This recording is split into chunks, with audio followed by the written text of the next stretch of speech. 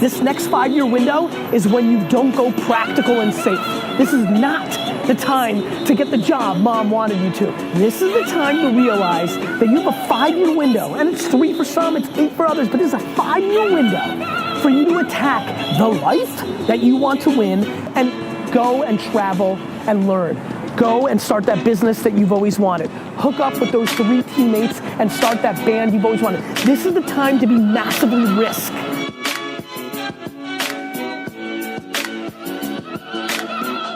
Hello guys, I'm here with Dave from KK Fund. So now there's a bit of structure change. So officially I'm introduced from Incubate Fund from now on. Yeah. Okay, so you don't work anymore? I work for KK, but I'm always employed by Incubate, so there's a bit of a change in terms of structure. And because KK also hiring their own analysts. So it's on tape. No, it's okay. But so yeah, what is the Incubate name? Fund. Incubate Fund. Yeah. Okay guys, I'm with Dave from Incubate Fund. So maybe you can tell me more about Incubate Fund and pitch yourself. Okay. So actually I'm an associate in Incubate Fund. Incubate Fund is the largest early stage VC fund based in Japan. We actually have office in India. We also have a sister fund in Singapore called KK Fund, managed by 2 separate general partners, and it's a separate entity. So my main role is to help my boss, Homa-san, with his investments and outside of Japan, and also to help KK Fund with deal sourcing in Singapore and Indonesia, and also help out with portfolio management for our portfolio companies. So I advise our portfolios on things like their strategy, fundraising, and operations and marketing. Okay. A lot of stuff to do. Yeah. At work. Oh my god. Just one question. You know the concept of the 5-year window, right? Yeah. Okay, so it's the epic moment, and you can conclude and go to your professional goal and personal goals. Yeah. Okay, so what's the most epic moment of your 5-year window? The most epic moment of my 5-year window, I think it has to be the start. Okay, yeah, but for the moment, Yeah. what is the best epic moment of your 5-year window? The most epic moment was when I landed my first job. Okay. Because when I was in university, I didn't come from a good university. Okay. So I sent out 400 over CVs during my time in university for an internship, and I didn't get any. Okay. So when I was finishing my university, I told myself, shit, I really need a job, man. and I was very clear on what I want to do. So I was in finance, and I wanted to do corporate finance. And so the next thing that occurred to me naturally is that if the job is not going to come to me, then I'm going to do the jobs. So I went around and knocked a lot of doors. I actually went to knock doors, and I got my first job because I was there at 8:30 in the morning. I knocked on the door and said, hey guys, you guys looking for analysts? And they were like, yeah, let me bring someone out. Okay. So they brought my boss PA out, my future boss PA out, and he was like, why are you here? Can't you follow instruction? Just send the CV up. I was like, yeah, I mean, I can send a CV, but I have more than just a CV. So actually, I done a research on a company you could acquire. I done a research on your company, and I did a financial model on a company, another company you could acquire. So I mean, I can also along with my CV, right? I mean, I don't need the job before. Yeah. So I was like, I don't need an interview. I'm not expecting an interview too, but this is, I think, more sincere. I'm coming down to give you this. And she was quite shocked. And she went back, and I thought I bombed it. But I went down, they asked me back for interview, and I started my new job the next day. That's cool. Yeah, so that was the 5 years window, that was the most epic moment for me, the start. And when did you start to the VC? When did you start to into the venture capital world? So I started in January 2016. To be very honest, it was not like the obvious choice to be in VC for me. Why? I was more in corporate finance. Yeah. My first job after graduation was in a mining company doing M&A. And then I moved over to advisory side. Didn't really like advisory side. I wanted to move back to the buy side. And a headhunter called one day and said, hey, looking for someone. They are looking for someone. I was like, sure, I'll just go for an interview. And turned out that my first interview was with my current boss, Masahiko Komasan. He has done a lot of gaming investment in Japan, successful gaming investment. There are some that IPO multi-billion-dollar company now. Like, Companies like Gumi, and he also Gumi. They are listed in Japan. He was one of the first investors in Gumi, and also with Pokelabo. oh yeah. Yeah. Pokelabo, he invested, and he was the first CEO, and he sold it I think 5 years later for 170 million USD. Yeah. So bad. Yeah, not so bad actually in Japan. In Japan, yeah. So, and I talked to him. He was in Singapore for a few years, and then he was like, okay, I know these people in gaming all that. I was like, hey, I know all of them because, to be honest, before university, I started working at 14, and I've been in the gaming industry from 14 to 19 years old, Okay. 20 years old. So I know a lot of people in the gaming industry in Singapore. So when he was telling me names, I was like, oh yeah, I know these people, I know that person. I think then he felt a bond, and that's how that's how I got it. Networking is the best thing that you can sell for a company. Yeah. I always think that VC is more of a people's business, Yeah, right? exactly. Yeah. Okay, so what is your daily routine as a VC every day? Daily routine, it depends. So usually I will set a day whereby I will try to at least meet 2 startups a day. 2 startups? Yeah. One on the morning and one on the afternoon? Yeah, Okay. exactly. you know what's up. One in the morning, one in the afternoon. So I won't set in the first session. I will set usually at 10. First meeting at 10, and second meeting around 3. And in between I will have stuff like I need to do research, either research, core portfolio, or I will start in a third meeting. Okay. It's really fluid. The day goes depending on what's going on that day. So if there's event on that day, I will have to go to my event. If I have to go down to help out in the event, like as a judge or as a mentor, then that half a day or that full day will be dedicated to that event. So it really depends on what is going on that day. So like last week I was in Jakarta. How was it? Yeah, I was busy. It was mostly meeting. And on Thursday, I actually had 9 meetings. Wow. Yeah, I had 9 meetings after my first meeting with Joseph. Yeah. Then there was subsequently like I just sat in the same spot in the cafe, and people just come to me. Okay. Yeah, I just schedule them one after another, one after another. Yeah, I didn't even eat. I didn't even have lunch. That was like just clearing everything. Full of meetings. Yeah. Okay, interesting. And what is the best investment that you did for the money? Best investment. I can't say for sure what is best investment because the best investment is only when at 5 years down or 10 years, maybe 5 years down the road we exit them, right? Yeah, At a sure. time. But my favorite investment that in our portfolio company in I have to play favoritism. I like all of them, man. I like all of them. I'll have to say Fabilio. Okay. Fabilio, Why? they are a furniture e-commerce startup in Indonesia. Okay. Why I like them was that the founders are solid. Yeah, so the founder is Krishnan and Christian. Well, they are solid, and they are receptive to a lot of feedback. Okay. Not that my other popular don't, but they are equally the same. But they are proven to execute really well. And what they're doing is actually very difficult because they're trying to build a brand. Okay. Yeah, because most of the staff of Fabilio platform, like almost more than 90%, are designed in-house. Okay. So you can only find it on Fabilio platform, Fabilio.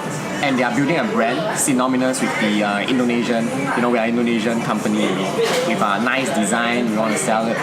So it's a slow start because they are building brand, but once you hit a certain level of brand equity, then that's a competitive advantage. It's very strong. That intangible brand premium people pay for your stuff, right? They cannot explain, but they just like a brand. And that is slightly longer in terms of process, but it's a stronger business on the Okay. whole. Yeah. That's really interesting. I will have a look on it. Yeah. I will definitely Please have do. a look on it. Okay. So you mostly invest in Indonesia, right? Yes. Okay. And in Japan? In Japan, no. Unfortunately, So Incubate Fund, we have a huge team in Japan. Okay. We have 4 general partners in Japan. My boss is one of the general partners. So there are 3 other general partners in Japan still, and each one of them have actually one associate. Okay. So just by Japan itself, I think the team is big enough to just cover Japan. And I'm actually the only person in the whole team that doesn't speak Japanese too. So Japan is out of the question for me. Okay. Okay. Quick transition about what you like on the entrepreneurship world and business world. What is the most inspirational founders for you? Inspirational founder. Yeah. I mean, Famous one or unfamous? Elon Musk. Elon Musk? Yeah, I think Why? everyone will think the same, right? Why? That guy is driven. He's really smart. Yeah. And he's really, really driven. Right. Actually, I just had an argument with my friend a few days ago.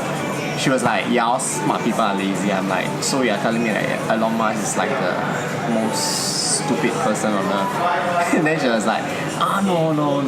Right, because that guy is really, really smart, but he's super driven. He knows what he wants, and he takes the risk. Yeah. Right. There's actually, I read about it. He was saying that why Tesla Series A, he put in most of his money, like 99% of the Series A was his own money, is because there's only a 10% chance of it working out. And he doesn't want to risk the money of his friends, families, and other investors into something that only has 10% chance of succeeding. And that's why he put his own money. He put his money where his mouth is. So that is actually, I think, very... I don't know. It's just something that not a lot of people Did you read the biography? Yeah, I did. Yeah, me too. And I was... I don't know. It was really strange because when I read the biography, there's a moment, or he just sold PayPal, Yeah. and he wanted to launch Solar City. Yeah. Solar City. So he called every rich people in the US and said, "Hey, I'm Elon Musk. I'm a billionaire. Do you want to create that with me? Create this company with me?" And I was. The guy is billionaire. Why he wants to create another company? Yeah. He could be in the Maldives and chill out with his wife and children, but no. Yeah. The guy wants to put all his money on the table and go further. This guy is crazy. Yeah. I think he's crazy. Yeah. So, the most impactful book that you read? Sorry? The most impactful book that you read? The most impactful book I About read business and entrepreneurship. is actually this book called The Partnership. The Partnership? Yeah, it's actually a history on Goldman Sachs. Okay. That's actually one of the book that got me into finance. Oh, really? Yeah, I mean, I was pretty much working in, before university, I was pretty much in marketing. Okay. I was always in marketing. I have done work with Microsoft, I've done with Sony, I've done work with Electronic Arts, I was in the gaming industry. And that was actually one of the turning point, the financial crisis. Mm-hmm. And then I started like, oh yeah, this finance thing, so I started reading up. And that book, The Partnership, I read about it. The idea was very impactful because I think there's one of the first CEO that brought Goldman Sachs to prominence, right, is this guy called Sidney Weibert. Okay. Yeah, and guess where he started off in Goldman Sachs? He was an assistant janitor. Okay. Yes. Yeah. On the bottom. Yes, he was an assistant janitor, and he moved his way up all the way. Okay. Yeah, but that was in like nearly 100 years ago. So society have changed, and how things Sure. will have changed. But that sold me. That really sold me. Yeah. I've read a lot of impactful books, but that one thing itself sold me so much. And so much so that I decided I want to do finance, not marketing. Okay. Because this book, Yeah. it was a revelation for me. Yeah. I will read it. Yeah. Yeah. What is your aspirations for you and your business and startups world, entrepreneurship for the next 2-3 years? For the next 2-3 years, my aspiration is to look for more founders that want to solve real problems. Okay. Because I think too many founders out there currently, I believe you see the same thing is that in Southeast Asia is that they are trying to solve going after market that people are in and think that maybe they can execute someone else. Okay.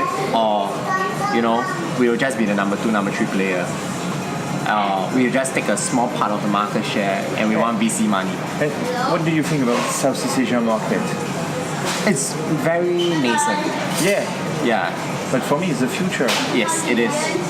So within the next 2-3 years, I hope to find more founders and meet more founders and of course educate them on more things. Because the way we look at investment, Incubate Fund, my boss, Kuma-san, look at investment is that, we must know what we are looking for as investors. Maybe even before it's here already. We must see what's going on and what we think 2-3 years ahead or 5 years, 10 years ahead. And if we don't see it happening, no one is doing it, why not we find someone to do it? So within the next 2-3 years, hopefully I can find more founders Okay. that are good and to educate people who are good and hopefully convince them to come out and start something that we think really will work out in Southeast Asia. Yeah. But people are just all chasing after the same thing that someone else is chasing. So yeah. Okay. That's a good one. That's a really good one. Last question. Which type of advice you will give to a millennial who wants to create his own business? Advice to a millennial who want to create our own business. I think do it first. Just do it. Just do it.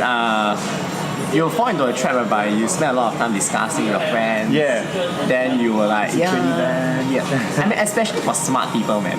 As really smart people, they'll be like, yeah, we see a lot of holes here and there in our plans. What if this doesn't work out? What if that doesn't work out?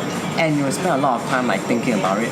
I actually tried to start something with my friend. Yeah. We spent a lot of time thinking about it. Then I was like, just do it. Then in the end, because we spent too much time thinking about it, I don't think it worked out that well. Okay. So we are trying to something on the side. It's like a side project too. Yeah. So something on the side. We just do it this time around. Don't think so much because when I'm in VC, I meet a lot of founders who think so much and have you done anything? No, not really. So do something first. Just do it. But of course not blindly, but do it. Yeah. Because if you don't do it, you will spend your whole life dreaming about it. Yeah. Okay. And stop having regrets. Yeah. Okay. Yeah.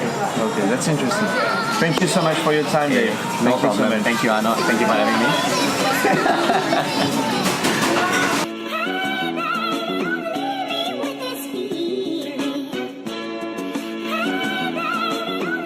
Boy, if you're lucky enough to be graduating today with not a fucking idea of what you're going to do with your future, nobody's ever been luckier than you.